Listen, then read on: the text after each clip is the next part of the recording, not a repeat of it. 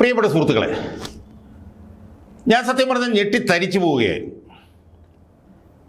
കാരണം BJP എന്ന് പറഞ്ഞ പാർട്ടി കേരളത്തിൽ ഏതെങ്കിലും കാരണവശാൽ അധികാരത്തിൽ വന്നിരുന്നുവെങ്കിൽ എന്താകുമായിരുന്നു അവസ്ഥ എന്നോർത്തപ്പോഴാണ് എനിക്കൊരു വലിയ ഞെട്ടലുണ്ടായത്. കാരണം BJP കേരളത്തിൽ അങ്ങോട്ട് അധികാരത്തിൽ വരാൻ വേണ്ടിയിട്ട് അങ്ങനെ മപ്പടിച്ച് നിൽക്കുകയാണല്ലോ. ഇപ്പോൾ പറയുന്നത്, ഇപ്പോൾ 3 സീറ്റ് ഞങ്ങൾക്കുണ്ട്. അഖിലേന്ത്യാ തലത്തിലും BJPക്ക് 3 സീറ്റേ ഉണ്ടായിരുന്നുള്ളൂ ആദ്യം. അവിടെ നിന്നാണ് പിന്നെ BJP 3 തവണ കേന്ദ്രത്തിൽ അധികാരത്തിൽ വന്നത്. അപ്പോൾ അതുപോലെ ഇവിടെ ഇപ്പോൾ 3 സീറ്റായിരിക്കുന്നു. അതുകൊണ്ട് സമീപകാല ഭാവിയിൽ ഒരുപക്ഷെ അടുത്ത തെരഞ്ഞെടുപ്പിലൊക്കെ തന്നെ BJP കേരളത്തിൽ അധികാരത്തിൽ വന്നേക്കാം എന്ന് പറയുന്ന ചില പാവപ്പെട്ട ഈ പൊട്ടന്മാരായിട്ടുള്ള BJPക്കാരെ ഞാൻ കണ്ടിട്ടുണ്ട്.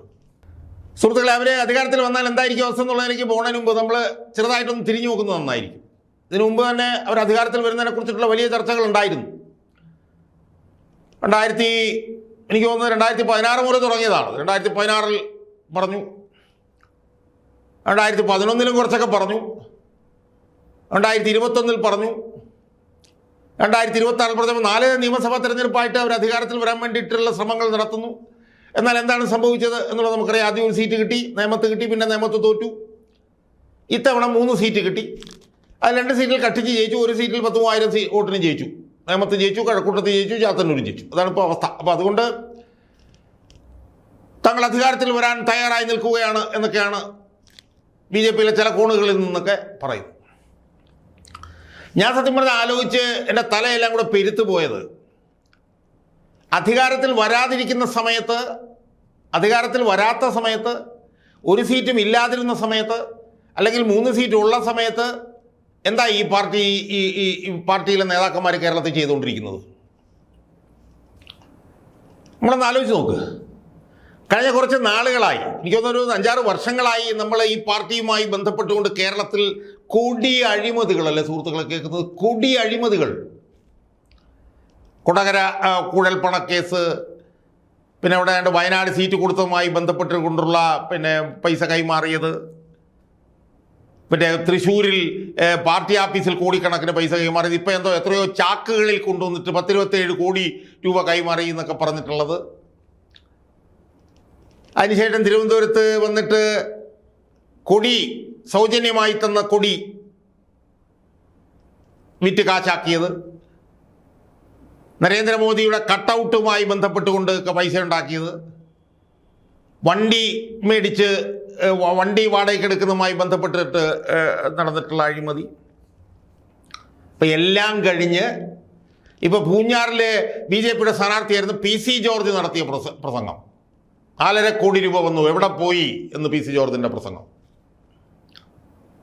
ആ പ്രസംഗം കഴിഞ്ഞ് മണിക്കൂറുകൾക്ക് ശേഷം, ആ പ്രസംഗം പുറത്തു വന്ന് മണിക്കൂറുകൾക്ക് ശേഷം PC ജോർജ് അതിനെ മുഴുവൻ തള്ളിപ്പറയുന്നത് നമ്മൾ കണ്ടു. ഒറ്റ തന്തയെ തനിക്കുള്ളൂ, ആ തന്ത നരേന്ദ്രമോദിയാണ് എന്ന് പറഞ്ഞുണ്ടാക്കിയ വിവാദം. കൂടുതൽ വിശദാംശങ്ങളിലേക്ക് ഞാൻ പോകുന്നില്ല. അതൊക്കെ പിന്നെ അവർ ഭാര്യ അശ്ലീലമായി പോകുന്നതുകൊണ്ട് ഞാൻ ആ നിലയിലേക്ക് ഞാൻ പോകുന്നില്ല. അപ്പോൾ അവിടെ എത്തി നമ്മൾ നിൽക്കുകയാണ്. സുഹൃത്തുക്കളെ, ഈ പാർട്ടിയാണ് കേരളത്തിൽ അധികാരത്തിൽ വരും എന്ന് പറയുന്നത്. ഇപ്പോൾ കൊടകര കുഴൽപ്പണ കേസ് ഏതാനും വർഷങ്ങൾക്ക് മുമ്പാണ് ഉണ്ടായത്. പിണറായി വിജയൻ ഭരിച്ചുകൊണ്ടിരിക്കുമ്പോൾ പിണറായി വിജയനാണ് അത് ഒതുക്കി കൊടുത്തത്. അതിൽ ആരായിരുന്നു പ്രമുഖനായിട്ടുള്ള പ്രതിസ്ഥാനത്ത് നിന്നിരുന്നത്? അത് ശ്രീമാൻ K. സുരേന്ദ്രനായിരുന്നു. ആ K. സുരേന്ദ്രൻ ഇപ്പോൾ BJPയുടെ ദേശീയ ജനറൽ സെക്രട്ടറിയായി തിരഞ്ഞെടുക്കപ്പെട്ടു. അത് തന്നെ ഞാനിപ്പോൾ എൻ്റെ ഒരു സുഹൃത്തിനടുത്ത് പറയായിരുന്നു. എന്താണ് ഇതൊക്കെ നൽകുന്നൊരു സന്ദേശം എന്നെനിക്ക് മനസ്സിലാവുന്നില്ല. എത്ര തെരഞ്ഞെടുപ്പുകളിൽ തോറ്റിട്ടുണ്ടെന്ന് സുരേന്ദ്രന് പോലും അറിയാമായിരിക്കും എന്നെനിക്ക് തോന്നുന്നില്ല. ഏതോ ഒരു തെരഞ്ഞെടുപ്പിൽ 2 സ്ഥലത്താണ്, കാസർഗോഡ് നിന്നു, കോന്നിയിൽ നിന്നു, 2 തോറ്റു. മത്സരിച്ചപ്പോൾ മുഴുവൻ തോറ്റിട്ടേ ഉള്ളൂ. എനിക്ക് തോന്നുന്നു ഒരു ഡസൻ തവണയെങ്കിലും തോറ്റിട്ടുണ്ടാവും എന്നാണ് എനിക്ക് തോന്നുന്നത്. കുറേ നാൾ സംസ്ഥാന പ്രസിഡന്റായിരുന്നു. അന്നത്തെ BJPയുടെ അവസ്ഥ നമുക്കറിയാം. അങ്ങനെ തോൽവി ഒരു ശീലമാക്കിയത്, ജനിച്ചത് തന്നെ തോൽക്കാനാണ് എന്ന് ഉറപ്പുവരുത്തിയ ഒരു നേതാവിനെ ഇപ്പം ദേശീയ ജനറൽ സെക്രട്ടറിയായി BJP കൊണ്ടുവരുന്നു എന്ന് പറയുമ്പോൾ അതിൻ്റെ ഒരു സൂചന എന്ത് സന്ദേശമാണ് സുഹൃത്തുക്കളെ നൽകുന്നത്? എനിക്കറിയില്ല. അയാൾക്ക് ദേശീയ ജനറൽ സെക്രട്ടറി ആവാനായിട്ടുള്ള എന്താണ് അയാൾക്ക് ഈ അമിത്ഷായും മോദിയെല്ലാം കൂടി യോഗ്യത കൽപ്പിച്ചിരിക്കുന്നതെന്ന് എനിക്ക് മനസ്സിലാവുന്നില്ല. കാരണം തെരഞ്ഞെടുപ്പിൽ മത്സരിച്ചപ്പോൾ മുഴുവൻ തോറ്റിട്ടേ ഉള്ളൂ. സംസ്ഥാന പ്രസിഡന്റ് ആയിരിക്കുമ്പോഴും BJP താഴോട്ടേ വളർന്നിട്ടുള്ളൂ. അയാളെ പിടിച്ച് ദേശീയ ജനറൽ സെക്രട്ടറി ആക്കുന്നു. അധികാരത്തിലേക്ക് തിരിച്ച് അധികാരം പിടിക്കാൻ വേണ്ടിയിട്ടുള്ള യാത്രയിലാണ് തങ്ങൾ എന്നാണ് ഇവർ പറയുന്നത്. ബി ജെ പിയുടെ പിന്നെ അഴിമതിയുമായി ബന്ധപ്പെട്ടിട്ടുള്ള ഒരു പ്രത്യേകത എന്താ മറ്റു പാർട്ടികളിൽ നിന്ന്? ഇപ്പോൾ പിണറായി വിജയൻ്റെ നേതൃത്വത്തിൽ അഴിമതിയെക്കുറിച്ചിട്ട് നമ്മൾ പറയുന്നുണ്ട്. നമ്മൾ മറ്റു പല രാഷ്ട്രീയ അഴിമതികളൊക്കെ പറയുന്നത് ആ രാഷ്ട്രീയ നേതാക്കന്മാർ പൊതുമണ്ഡലത്തിൽ നിന്ന് പണം ഉണ്ടാക്കാൻ വേണ്ടി അല്ലെങ്കിൽ സർക്കാരിൽ ഏതെങ്കിലും സ്ഥാനത്തിരിക്കുമ്പം പണം ഉണ്ടാക്കാൻ വേണ്ടി നടത്തുന്ന സംഭവം. മാസപ്പടി കരിമണൽ കർത്താവിൻ്റെ കമ്പനിയിൽ നിന്ന്, ഇപ്പോൾ ലാവ്ലിൻ കേസിൻ്റെ കാലത്ത് നമ്മൾ കേട്ടത് ലാവ്ലിൻ കമ്പനിയിൽ നിന്ന്, അങ്ങനെയൊക്കെ പണം ഉണ്ടാക്കുന്ന രാഷ്ട്രീയ നേതാക്കന്മാരെ കുറിച്ചിട്ടാണ് നമ്മൾ കേട്ടിട്ടുള്ളതെങ്കിൽ കേരളത്തിലെ ബി ജെ പിയുടെ പ്രത്യേകത എന്ന് പറഞ്ഞാൽ എന്താ? സ്വന്തം പാർട്ടിയുടെ ഫണ്ട് തിന്ന് പള്ള വീർപ്പിക്കുന്നവരാണ് പിന്നെ ഈ ബി ജെ പിക്കാർ എന്നുള്ളതാണ് നമ്മൾ. ഇപ്പോൾ കൊടകര കുഴൽപ്പണത്തിൻ്റെ കാര്യം എടുത്തു കഴിഞ്ഞാൽ ആ കർണാടകത്തിലെ ബി ജെ പിയിൽ നിന്ന് വന്നത്, തൃശ്ശൂർ പിന്നെ ജില്ലാ കമ്മിറ്റിയിൽ വന്നത് എന്ന് പറയുന്നത് അതും അവരുടെ പാർട്ടിയുടെ കേന്ദ്രത്തിൽ നിന്ന് തന്നെ വന്നത്. തിരുവനന്തപുരത്ത് നടന്ന കൊടിയായാലും പിന്നെ കട്ടൗട്ടായാലും വണ്ടി മേടിച്ചതായാലും അതെല്ലാം തന്നെ ബി ജെ പിയിൽ നിന്ന് തന്നെ വന്നത്. ഇപ്പോൾ ജോർജ് പറഞ്ഞ 4.5 കോടിയുടെ കണക്കെടുത്താലും അതുമെല്ലാം ബി ജെ പിയിൽ നിന്ന് വരുന്നത്. അപ്പോൾ ബി ജെ പിക്കാരൻ്റെ പ്രധാനപ്പെട്ട പണി എന്ന് പറഞ്ഞാൽ എന്താ? ബി ജെ പിക്കാരൻ്റെ പ്രധാനപ്പെട്ട പണി എന്ന് പറയുന്നത് ബി ജെ പിയുടെ പണം തന്നെ വിറ്റ് ചീർക്കുക, തടിച്ചു കൊഴുക്കുക, പള്ള വീർക്കുക. ഇതാണ് ബി ജെ പിക്കാരൻ്റെ പ്രധാനപ്പെട്ട പണി. അത് വേറെ ഒരു പാർട്ടിയിലും അങ്ങനെ ചെയ്യുമെന്ന് നമ്മൾ കണ്ടിട്ടില്ല. അതായത് പാർട്ടിയുടെ ഫണ്ട്, ഇപ്പോൾ സി പി എമ്മിൻ്റെ പാർട്ടി ഫണ്ട് സി പി എംകാർ വിറ്റ് തിന്നുന്നു എന്ന് നമ്മൾ കേട്ടിട്ടില്ല. അവർ പുറത്തുനിന്നാണ് പൈസ അവർ ഉണ്ടാക്കുന്നത്. പക്ഷേ ഇവിടെ എങ്ങനെയാണ്? ഇവിടെ ബി ജെ പിയുടെ ഫണ്ട് തന്നെ, കേന്ദ്രത്തിൽ നിന്ന് ബി ജെ പി കൊടുക്കുന്ന ഫണ്ട് തന്നെ വിറ്റ് തിന്ന് പള്ള വീർപ്പിക്കുന്ന നേതാക്കന്മാരെയാണ് നമ്മൾ കാണുന്നത്. അപ്പോൾ അധികാരത്തിന് പുറത്തു നിൽക്കുമ്പോൾ പോലും സ്വന്തം പാർട്ടിയുടെ തന്നെ ഫണ്ട് കട്ട് തിന്ന് തടിച്ച് കൊഴുക്ക് ചീർത്ത് വീർത്ത് വലുതാകുന്ന നേതാക്കന്മാർ അവന്മാർ അബദ്ധവശാൽ അധികാരത്തിലെങ്ങാനും കയറിയാൽ ഉള്ള അവസ്ഥ എന്തായിരിക്കും എന്ന് നമ്മളൊന്ന് ആലോചിച്ച് നോക്കുക സുഹൃത്തുക്കളെ. എനിക്ക് തോന്നുന്നു അവർക്കൊക്കെ തന്നെ ഈ പറഞ്ഞ പോലെ ഒരു പിന്നെ ബോധോദയം ഉണ്ടായിട്ടുണ്ട്. അതിൻ്റെ ഭാഗമായിട്ടാണ് ഈ സ്വന്തം പാർട്ടിയുടെ ഫണ്ട് അവർ തിന്നുന്നത് എന്നാണ് എനിക്ക് തോന്നുന്നത്. കാരണം കേരളത്തിൽ അധികാരത്തിൽ വരാനുള്ള സാധ്യത ഏതാണ്ട് വട്ടപൂജ്യമാണ് എന്ന് അതിൻ്റെ നേതാക്കന്മാർക്കെല്ലാം ബോധ്യമായിട്ടുണ്ട്. അപ്പോൾ ഏതായാലും കേരളത്തിൽ അധികാരത്തിൽ വരാനൊന്നും സാധ്യതയില്ലാത്ത സാഹചര്യത്തിൽ ബി ജെ പിയുടെ കേന്ദ്രത്തിൽ നിന്ന് ഇങ്ങോട്ട് വരുന്ന ഫണ്ട് തിന്ന് കൊഴുക്കാം എന്നവർ തീരുമാനിച്ചു എന്ന് വേണ്ട നമ്മൾ മനസ്സിലാക്കാൻ. അതിൻ്റെ ഭാഗമായിട്ടല്ല ഈ പറയുന്നത്. ഇപ്പോൾ എ ക്ലാസ് മണ്ഡലം 4.5 കോടി രൂപ എന്നാണ് പറയുന്നത്. നമ്മളതിൻ്റെ വ്യാപ്തി മനസ്സിലാക്കേണ്ടത് ഒരു മണ്ഡലത്തിൽ 40 ലക്ഷം രൂപ ചെലവഴിക്കാൻ പറ്റൂ എന്നുള്ള തെരഞ്ഞെടുപ്പ് കമ്മീഷൻ്റെ നിയമം നിലനിൽക്കുമ്പോഴാണ് ഒരു മണ്ഡലത്തിൽ 4.5 കോടി വന്നുവെന്ന് ആ പാർട്ടിയുടെ തന്നെ സമുന്നതനായിട്ടുള്ളൊരു നേതാവ് പറയുന്നത്. ഒരു എ ക്ലാസ് മണ്ഡലം ഏതാണ്ട് ഒരു 10-40 ഉണ്ടെങ്കിൽ ഒരു 160 കോടി രൂപ ആ നിലയിൽ തന്നെ വന്നല്ലോ. പിന്നെ ബി ക്ലാസ്സിനും സി ക്ലാസ്സിനും എല്ലാം കൂടെ ചേർന്നിട്ട് ഒരു 10-400 കോടി രൂപയോളം കേന്ദ്ര ബി ജെ പിയിൽ നിന്ന് കേരളത്തിലേക്ക് വരുന്നത് ഈ തെരഞ്ഞെടുപ്പ് കാലത്ത് ഇവന്മാർ വിഴുങ്ങിക്കൊണ്ടിരിക്കുകയല്ലേ.